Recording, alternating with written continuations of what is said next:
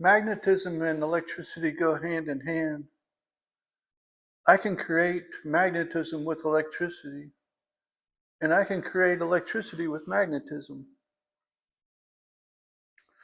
In front of me, I have a little relay, electrical relay, and it works off of the principle that if I apply voltage to an electric coil, a coil which is nothing more than a bunch of turns of wire wrapped around usually an iron core. But if I apply a voltage to that coil of wire, it becomes an electromagnet. And inside of this relay, there's a few components. There's what we call an armature. On the armature is a set of contacts. The armature is the device that gets attracted to the electromagnet that's created in the coil.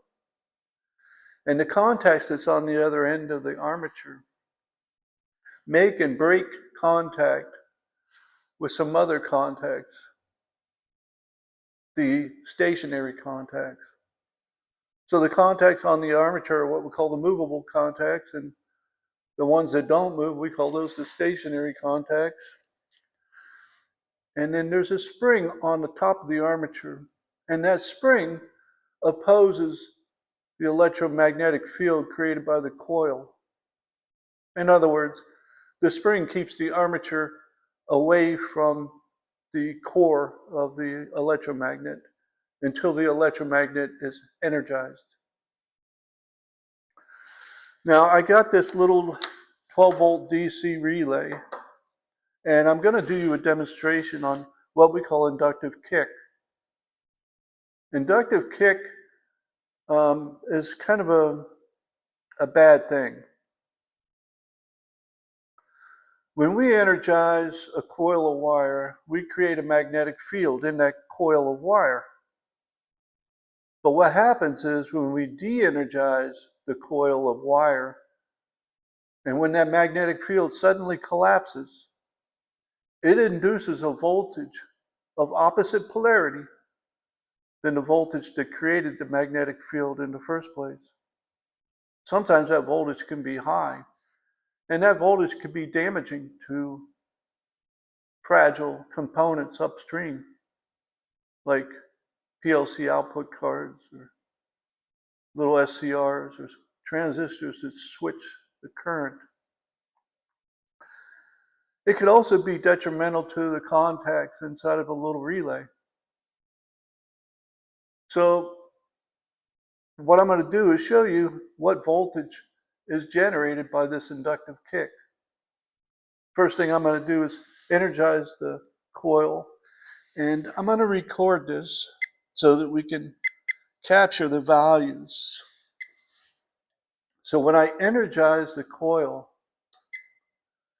that beep that you just heard, that click that you heard was the coil, the armature coming into the coil. The beep that you heard was letting us know that there's a new high or low value of voltage being recorded. In this case, 14.7 volts. Now, when I release the push button, you'll hear the clicking sound inside of the relay, and you'll probably hear another beep on the meter. And that beep that you just heard on the meter is indicating that it has a new value of storage voltage, this time a negative voltage.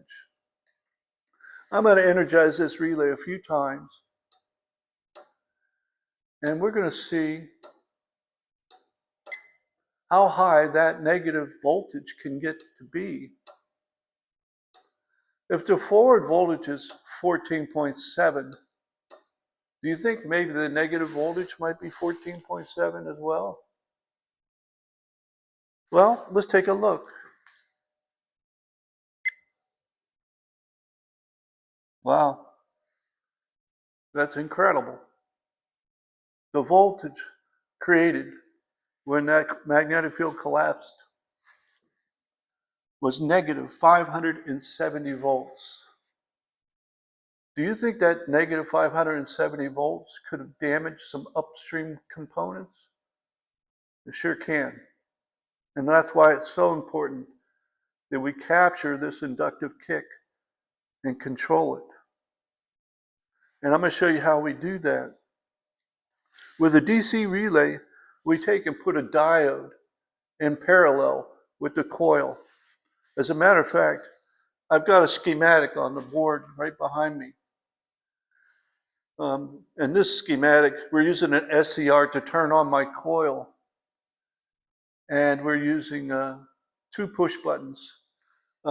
This first push button energizes the gate of the SCR, energizing the coil, allowing the SCR to conduct. The second push button acts like a short circuit between the anode and the cathode of the SCR. And when that happens, the SCR no longer conducts. And we remove the energy from the coil.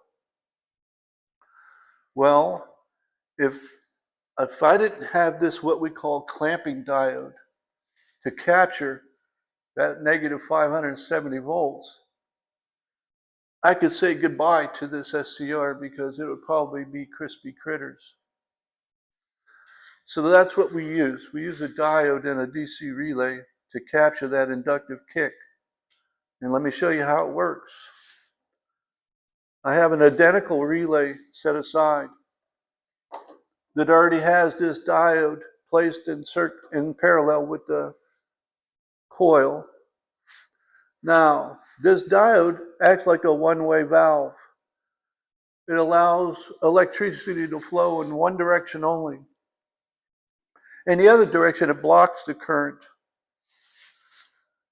So what happens is, when the magnetic field collapses and it's inducing this voltage, what we're going to do is redirect the current back through the coil and letting the coil dissipate that energy. Let me demonstrate.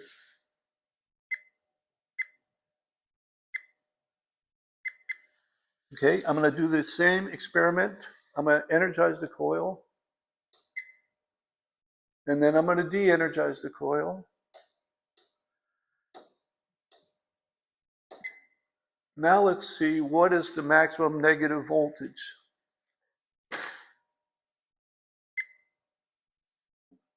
The maximum negative voltage now was 1 volt. Perfectly manageable. Anyways, that's inductive kick, and that's how we control inductive kick in a DC relay.